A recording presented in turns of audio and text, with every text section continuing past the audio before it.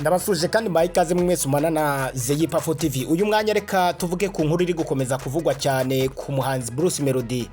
Umuhanzi Bruce Melodie hashize imyaka 5 asinyanye amasezerano na kompanyi ya 155 EM y'umushoramari cyangwa se y'umuherwe Coach Gayeri, ubundi ufite amazina ya Karomba Gayeri. Uyu nguyu akaba yaraje gufata Bruce Melodie amusinyisha muri irebo kugira ngo bafashe kujya bamufasha kumenyekanisha ibihangano bye ndetse bamushoremo imari, ariko nabo bagire inyungu bamukura mu muhanzi Bruce Melodie. Rero ubu ngubu ikintu twabwira nuko nta kindi kiri kuvugwa, aruko biri gukekwa ko ashobora kuba yaramaje kubatandukana n'uyu mushoramari ndetse akaba n'umuherwe Coach Gayeri. Mu minsi ishize nibwo Bruce Melodie yanditse ku mbuga ze nkoranyambaga ko Coach akeneye coach. Abantu benshi batangira kuvuga ko ashobora kuba ari kuvuga ko Coach Gayeri atakiri kumwe nawe.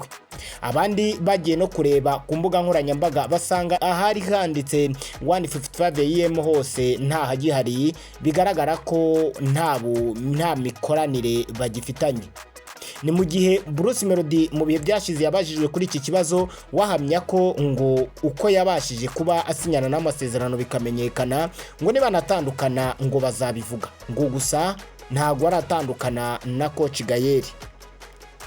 Nyamara mu bitaramo amaze imisi akora bakaba bavuga ko 155 EM itigeze igaragaramo nka nyiri umuhanzi koko, kuko umuhanzi wayo ari kuzenguruka mu bitaramo bizenguruka igihugu. Ni ibitaramo byateguwe n'izindi kompanyi ndetse bafatanyije n'uyu muhanzi Bruce Melodie, aho baje kwiyambaza n'abahanzi barimo Dore, Bwiza, Kitoko ndetse n'abandi bahanzi bakeya basanga muri kara karere, bakabasha nabo kuba bakereka abakunzi babo baba bahereye mu karere ibi bitaramo biba byabereyemo. Bruce Melodie rero murabyibuka neza mu gihe giherutse, mu minsi mike iherutse nibwo bavuye mu karere ka Bugesera ahari habereye igitaramo cya Summer Country Tour, aho cyari cyabereye hariya i Nyamata. Iki gitaramo rero akaba ari igitaramo Bruce Melodie yaje kwigaragazamo ndetse n'umuhanzi Dore bakunda kubagereranya, ndetse bari na kumwe muri ibi bitaramo biri kuzenguruka igihugu, nawe agerageza kuba yiyerekana. Benshi rero bakaba batangiye kuvuga ko ngo ahubwo ngo bishoboka ko Coach Gayeri ngashobora kuba agiye kuba afata umuhanzi Dore, ngo dore ko nubundi mu mazo ya mbere ko bakorana na Bruce Melodie bari babanje gutangira ibikorwa babikorana n'umuhanzi Dore, ariko biza kugira gutya ntibyagenda nkuko bari gukomeza kubyumvikana. Mu rwego rero rwo kugira ngo bakomezanye n'undi muhanzi nkuko bari biyemeje kuza mu bintu by'imyidagaduro, bakaba aribwo bahise bafata umuhanzi Bruce Melodie bahita bareka Dore. Abenshi rero bakaba bavuga ko washobora kuba agiye kuba afata umuhanzi Dore, akaba ari we bagiye gushyira mu maboko yabo ya 155 EM. Abantu benshi bakaba bakomeje kwibaza bati se Dore yaba agize gutya agapapura umumanager warumaranye iminsi na Bruce Melodie, bikarangira Bruce Melodie asigaye nta mumanager afite, ahubwo nyuma yuko Dore yafite muyoboke na groupe yindi ishinzwe kugenda ireberera inyungu muhanzi Dore, bakaba bagiye kwibikaho n'uyu mushoramari akaba n'umuherwe Coach Gayeri, akaba ari we ubu ngubu ugiye kuba afata mu maboko ibikorwa byose by'umuhanzi Dore. Mu gihe Dore amaze iminsi ari kugenda azenguruka igihugu cy'u Rwanda mu bitaramo bya Summer Country Tour byateguwe n'umuhanzi Bruce Melodie, none ubu ngubu bikaba bivugwa ko Dore ashobora kuba ari we ugiye kuba apapura Bruce Melodie agasigara nta mumanager afite. Ni mu gihe Bruce Melodie we akomeza guzenguruka igihugu mu bitaramo arimo akora, ndetse akaba asigaye igitaramo agiye kuba akorera hariya mu karere ka Rubavu, azaba ari nacyo cya nyuma.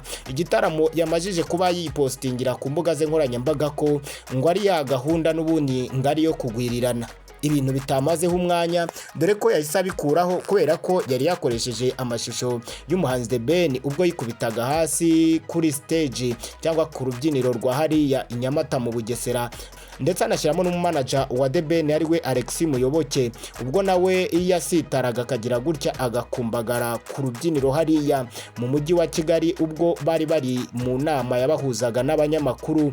Ni mu birori by'inama yabahuzaga n'abanyamakuru byateguraga igitaramo cya New Year Groove cy'umwaka wa 2026. Ibi bintu bishobora kuba bitashimishije rero uruhande rw'umuhanzi The Ben ndetse n'abo bafatanyije, bakaba wenda basabye Bruce Melody kwita asiba ibi bintu bo babonaga ko ari ibintu bikomeje gusa nkaho bibaharabika ndetse no kubashyira hasi, kubera ko bagaruraga amashusho y'ibyahise kandi bitari ibintu byanejeje abantu bitewe n'ukuntu bababonye bagwa hariya ku rubyiniro. Ni mu gihe nyamara Alex Muyoboke we ahamya ko The Ben ngo atigeze agwa ku rubyiniro, ngo ahubwo ngo yari arimo abyina, ngo ni imbyino yabyinaga, ngo ubundi noneho yicara hasi ari kuyibyina, abantu bamubonye ngo bagira ngo yaguye, ngo nyamara burya ntabwo yigeze ngo agwa hasi, ngo ibyo yakoze ngo yabikoze abishaka, ngo yari arimo kubyina, ngo abantu babibonye bagira ngo yikubise hasi, ngo nyamara yabikoze abishaka. Ibi rero ni ibintu byaje gusa nkaho nabyo bivugwaho cyane, ariko umuhanzi Bruce Melody ntiyabitinza ku mbuga ze. Mu gihe kitarenze amasaha 2 yari amajije kuba asiba ubu butumwa yari yapostinze ku mbuga ze nkoranyambaga, ariko ab'inkwakuzi baba bamaje kubudownloadinga ndetse n'ibibukubiyemo byose babifite, akariyo mpamvu iri gukomeza gucaracara hirya no hino bereka umuhanzi The Ben ko uyu Bruce Melody yamupostinze avuga ko ngo yaje kugwa ku rubyiniro ngo ndetse n'irubavu ngo ariko bizagenda. Ni mu gihe nyamara amazina Bruce Melody yakoresheje ashyira ku mbuga nkoranyambaga y'amashusho harimo Rugwiro ndetse na Mugwaneza. Aya mazina The Ben we yaje kuyafata akavuga ko ngo ayishimiye ngo rwose kari Rugwiro, ngo kandi kwirubavu ngo nibahagera koko ngo ntacyo bibatwaye, ngo azaba ari ukugwirirana gusa. Wakaba yahamyaga ko ngo yiteguye kugira ubavu kandi ko nta kibazo abifitemo. Ibi byose Bruce Melody yapostinze umuhanzi The Ben we akaba yavuze ko ntacyo bimutwaye, ngo ndetse n'ayo mazina yahawe ko ntacyo amutwaye, ngo ari n'amazina meza cyane. Ni ibitaramo rero bigukomeza kugenda bizenguruka igihugu, aho abantu benshi bakomeza kugenda bibaza ngo ese ninde muhanzi hagati ya Bruce Melody na The Ben ngo ushobora kuba arenze ku wundi, dore ko aribo bahanzi bakomeza kugereranywa hano mu gihugu cy'u Rwanda, ndetse bakavuga ko umwe muri bo ari we muhanzi ushobora kuba ayoboye abandi bose bo mu Rwanda, ngo niwe number 1 cyane nimero ya mbere aha mu gihugu cy'u Rwanda. Mu mashusho aheruka mu gitaramo bakoreye mu karere ka Bugesera, irebera ahangaha yari umuhanzi The Ben, ngubu uko yaririmbaga ndetse n'abafana be cyangwa se abamushyigikiye n'abakunzi be, dore uko bamufashaga ubwo yari ku rubyiniro. Aha ni hahandi atigeze arenga hamwe umuhanzi koko aba yashimishije abantu bya nyabyo. Kuri ruhande nanone uyu nguyu ni umuhanzi Bruce Melody. Aha nawe ni hahandi hanyuma na nyuma yagejeje aho atabashije kuba yarenza ngo abe yashimisha abakunzi be mu buryo burengejeho, dore uko yiyerekanaga ku rubyiniro ndetse dore nuko abafana be n'abakunzi be bamufashaga. Ntushobora kutubwira uti muri aba bombi ninde ubonye koko ushobora kuba yari afite abakunzi benshi ku buryo twavuga ko yavuye mu karere ka Bugesera ari uyoboye, ari we nimero ya mbere koko mu bitaramo byabereye hariya muri karere ka Bugesera? Urabona ari inde mu by'ukuri ushobora kuba ayoboye umuziki? Reka twongere turebe mu karere ka Rubavu uko bizagenda, naho tuzahababera kandi amashusho tuyabagezeho nk'uko twabigenje ahandi hose hashize. Naho muzajya mudufasha mutubwire, muturebere ninde nimero ya mbere mubona mukurikije abakunzi baba bafite hariya, baba bari imbere bari kugendana nayo mu bitaramo bari gukora, ndetse baba bana muheretse urukundo koko, ku buryo dushaka guhita duhera aho ngaho tukavuga duti uyu niwe muhanzi wa mbere, bitewe n'uko tubona ko ari ufite abamushyigikiye benshi kandi bamuri inyuma. Mwakoze rero kubana natwe, mukore subscribe, mukomere comment, share na like, ubundi tujye dukomeza twibane mu makuru n'ibiganiro bibageraho igihe hano kuri YEBABAWE TV.